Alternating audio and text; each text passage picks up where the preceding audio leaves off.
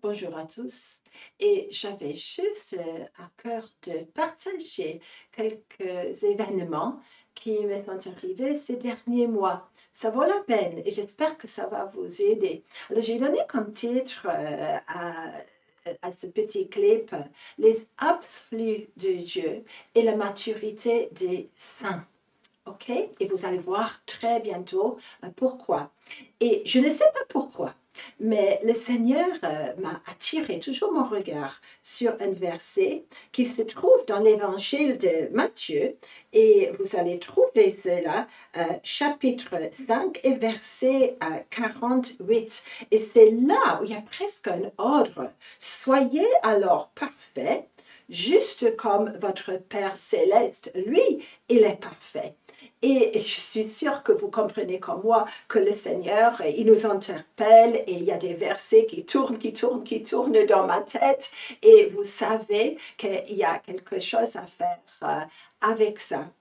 Et puis, à côté de ça, et je ne sais pas pour vous, mais dans mon cas, j'ai beaucoup de livres. J'ai des livres que j'ai lus il y a des années, j'ai des livres que j'ai achetés et que je n'ai pas encore lus parce que le moment pour ce livre n'est pas encore venu. Mais ça m'est arrivé à trois reprises de prendre un livre sur les centaines de livres que j'ai sur mes étagères sans vraiment comprendre que les liens étaient déjà là. Et la première fois, je suis allée sur une étagère et j'ai trouvé un livre que je vais appeler cela un livre plutôt classique. Et en effet, l'auteur, c'est un Écossais, c'est un évangéliste, il a fait beaucoup, beaucoup de bien, il est décédé il y a très longtemps. Et il s'appelle Andrew Murray. Je suis sûre qu'il est traduit en français, je suis sûre que j'ai vu quelque part une bonne traduction d'un de ses livres. Mais le livre que j'ai trouvé, en effet, j'avais déjà lu, mais il y a très, très, très longtemps. Et le titre pour cela, c'est Abondant Total. Total Surrender, c'est le titre en anglais, si vous lisez également en anglais.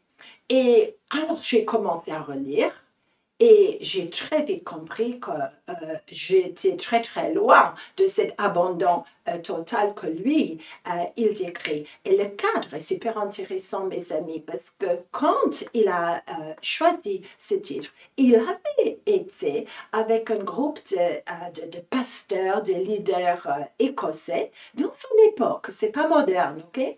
Et leur question était de savoir qu'est-ce qui manquait à l'Église, parce que ces leaders-là, comme nous peut-être aujourd'hui, ils ont été très très loin d'être satisfaits de la santé spirituelle de l'Église de cette époque-là. Et alors, ils ont décidé de se rencontrer, de se questionner. Et finalement, un vieillard, un missionnaire, paraît-il, dont je n'ai pas le nom, je suis désolée pour ça, mais très, très, très expérimenté, lui s'est levé, il a dit, mais je sais quelle est la clé pour l'Église aujourd'hui. Et tout le monde, bien sûr, s'intéresse. Et lui, il dit, c'est qu'il y a un manque de ce que lui il appelait à l'abandon total à Jésus-Christ. Il a dit ça, c'est la clé. Beaucoup de choses peuvent manquer, mais on peut faire beaucoup de choses avec quelqu'un qui cherche, qui souhaite l'abandon total. Voilà, voilà. Est-ce qu'on est différent aujourd'hui? Je ne le pense pas. Je ne le pense pas. Alors, j'ai lu un peu. Et puis, quelques semaines plus tard, de nouveau, je commence à chercher dans mes étagères un truc intéressant pour prendre dans l'avion avec moi. Et je tombe sur toujours autre chose. Et cette fois, ce livre, c'est un auteur américain, classique, encore une fois, pas récent du tout. Il s'appelle R.T. Kendall. Et alors, je trouve cela. Et lui, il a écrit, je sais, beaucoup, beaucoup de livres. Et je peux vraiment recommander ces livres. C'est excellent. Il y a de belles, belles traductions françaises aussi. Et lui, il a écrit un livre que j'avais trouvé. C'est le seul que j'ai dans mes étagères en ce moment. Il a trouvé un livre qui s'appelle Pardon absolu, pardon total. Et j'ai commencé à lire, et bien, vous savez, le moment que vous pensez que vous avez pardonné à tout le monde, vous vous trompez, et au bout de quelques pages, vous réalisez qu'en effet, euh, on a, on a des voyages encore à faire. On va juste constater comme ça, hein, si vous êtes OK avec ça. Et, et j'ai réalisé qu'on peut arriver dans un état de pardon total qui touche le passé, le présent et l'avenir. Et le livre est excellent. Et puisque j'ai toujours beaucoup de livres dans mes étagères, et puisque je n'avais pas de mission de voyage prévue à l'époque, je cherche de nouveau, encore quelques semaines plus tard. Et je trouve un troisième livre. L'auteur, il s'appelle Brennan Manning, il est décédé maintenant, mais il a fait beaucoup de très bons livres et je l'aime beaucoup. Et lui, il a écrit un livre, il est difficile pour la traduction. En anglais, c'est Ruthless Trust, confiance absolue, sans gêne, sans réticence, absolue et totale. Et vous imaginez une confiance comme ça?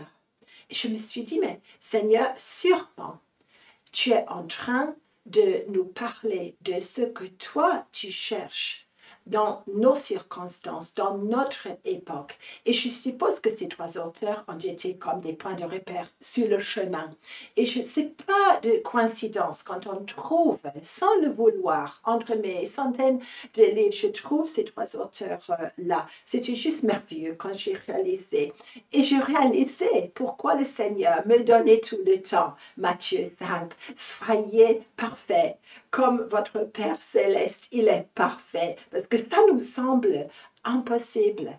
Heureusement pour nous, si vous voulez bien regarder l'épître de Paul à l'église d'Éphèse, et lui, il nous donne quelques clés de ce que le Seigneur veut dire, parce qu'en grec, c'est pas parfait dans le sens perfectionniste que nous, on peut penser sur la terre. C'est plutôt une maturité. C'est plutôt d'achever, de venir à la fin de tout ce que le Seigneur prévoit, a prévu pour nous. Et ici, il vient d'écrire les 5 ministères qu'on connaît trop bien aujourd'hui. Et le but, c'est que tout le monde puisse arriver dans l'unité de la foi. Et il dit qu'il y a une transformation pour devenir un homme, et mesdames, bien sûr, une femme parfait. OK? Et jusqu'au point où on est à la mesure de la plénitude de Christ. C'est comme ça. Mais il y a un prix à payer. Et beaucoup de mes amis, beaucoup de gens que moi je considère très matures, en effet, sont en train de passer par des circonstances où on se dit, mais carrément, Seigneur, qu'est-ce que tu fais avec cette personne-là? Et puis, j'ai réalisé autre chose aussi très important. Qui d'autre dans la Bible a voulu être parfait? C'était Satan lui-même. Ézéchiel décrit dans la lamentation sur la chute de Lucifer. Tu as été parfait en tout, jusqu'au jour quand l'iniquité était trouvée chez toi. D'où la chute. Ésaïe, qu'est-ce qu'il cherche encore? Ésaïe, chapitre 14, décrit ce que Satan, il veut encore aujourd'hui, il veut cette place achevée, mature, complète, perfectionnée. Il veut la place de Dieu, même dans les lieux célestes. Mais il veut éviter toute souffrance, tout abandon total. Lui, c'est un sens inverse. Et ça nous donne vraiment une tâche importante, absolument clé pour être dans une situation où je vis constamment dans une attitude de soumission et d'abandon, d'obéissance. Ça doit être absolument total. Et Dieu, il est là avec nous. vous comparez, par exemple, mes amis, ce que Satan dit, Ésaïe 14, je vais faire cela, je vais monter, je monterai, je prendrai cette place-là. Et vous comparez cela avec l'attitude de Jésus, le Fils, qui dit quoi? Je me soumets, obéissance totale à son Père céleste, que à ma volonté, je ne veux pas que ma volonté soit faite, que ta volonté puisse être faite. Et je crois aujourd'hui, juste comme les 3 saints que j'ai nommés dans le passé, ce sont comme des points de repère pour nous, pour guider notre chemin dans notre époque. Et ma prière aujourd'hui, mes amis, c'est qu'on puisse prendre ces choses sérieusement. Je ne sais pas ce que vous allez risquer de trouver dans vos étagères, mais parfois, Dieu, il sait exactement ce qu'il fait par derrière. Alors, à travers lui, on va achever tout ce qui est prévu pour nous. Et on va arriver à la mesure de Jésus-Christ. Amen.